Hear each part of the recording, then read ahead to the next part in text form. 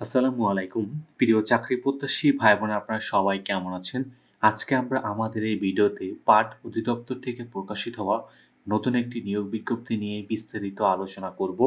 আপনি এই ভিডিওর মাধ্যমে জানতে পারবেন আপনি কিভাবে আবেদন করবেন, আবেদন করার শিক্ষাগত যোগ্যতা, সমস্ত বিষয় A to Z আপনি এই ভিডিওর মাধ্যমে জানতে পারবেন। চলুন কথা না বাড়িয়ে তবে মূল ভিডিওতে প্রবেশ করি।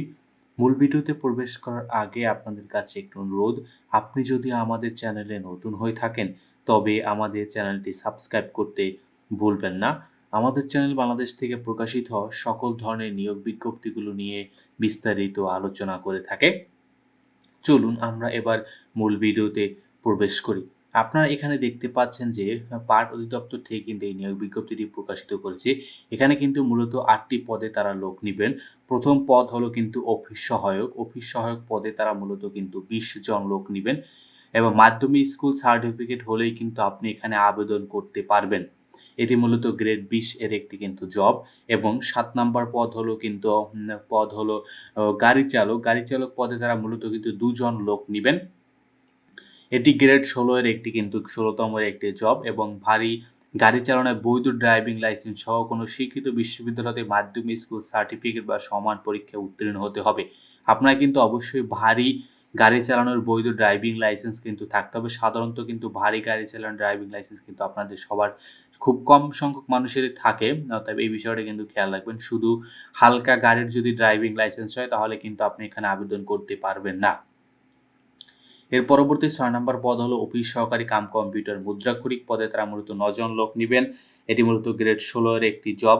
কোনো স্বীকৃত বোর্ড হতে উচ্চ মাধ্যমিক সার্টিফিকেট বা সমান পরীক্ষায় উত্তীর্ণ হতে হবে। পাশাপাশি মুদ্রাক্ষরিকে প্রতি মিনিটে বাংলাতে ২০ টি শব্দ ও ইংরেজিতে ২৮ টি শব্দ টাইপ করার মতো কিন্তু আপনার যোগ্যতা থাকতে হবে এবং কম্পিউটারে চালনায় কিন্তু আপনাকে অবশ্যই দক্ষতা থাকতে হবে।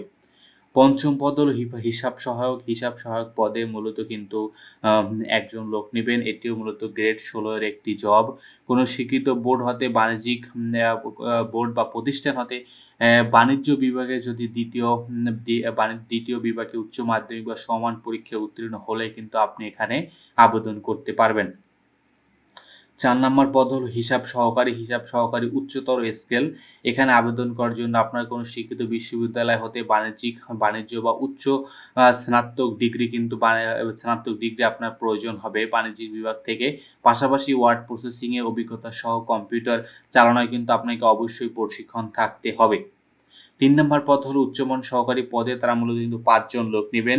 কোনো স্বীকৃত বিশ্ববিদ্যালয় হতে স্নাতক ডিগ্রিধারী হলেই কিন্তু আপনি এখানে আবেদন করতে পারবেন। তার মানে অনার্স হলে এখানে আবেদন করা যাবে। পাশাপাশি কিন্তু ওয়ার্ড প্রসেসিং এর অভিজ্ঞতা সহ কম্পিউটার চালনায় কিন্তু আপনাকে প্রশিক্ষণ প্রাপ্ত হতে হবে। ২য় পদ হলো ষাট মুদ্রাক্ষরী কাম কম্পিউটার অপারেটর। এটি গ্রেড ১৪ এর একটি জব। এখানে কিন্তু তারা মূলত ২ জন লোক নিবেন। কোনো স্বীকৃত বিশ্ববিদ্যালয় হতে আপনি যদি অনার্স কমপ্লিট করেন তাহলেই কিন্তু এখানে আবেদন করতে পারবেন। পাশাপাশি কম্পিউটার ব্যবহারের দক্ষতা, ষাট মুদ্রাক্ষরিক কিন্তু আপনাকে ইংরেজিতে ৭০ শব্দ, বাংলাতে ৪৫ শব্দ কিন্তু এখানে লিখতে হবে। পাশাপাশি কম্পিউটার মুদ্রাক্ষরিকে কিন্তু বাংলাতে ২৫ টি শব্দ এবং ইংরেজিতে ৩০ টি শব্দ টাইপ করার মতো কিন্তু আপনার যোগ্যতা থাকতে হবে এবং পাশাপাশি আপনার কিন্তু computer word processing, email, fax machine ইত্যাদি চালানোর দক্ষতা ও অভিজ্ঞতা কিন্তু প্রয়োজন হবে এবং ১ম পদ হলো ষাট লিপিকার কাম কম্পিউটার অপারেটর। এখানে কিন্তু ২ টি রয়েছে। একটি হলো ষাট লিপিকার কাম কম্পিউটার অপারেটর, আরেকটা হলো ষাট মুদ্রাক্ষরিক কাম কম্পিউটার অপারেটর।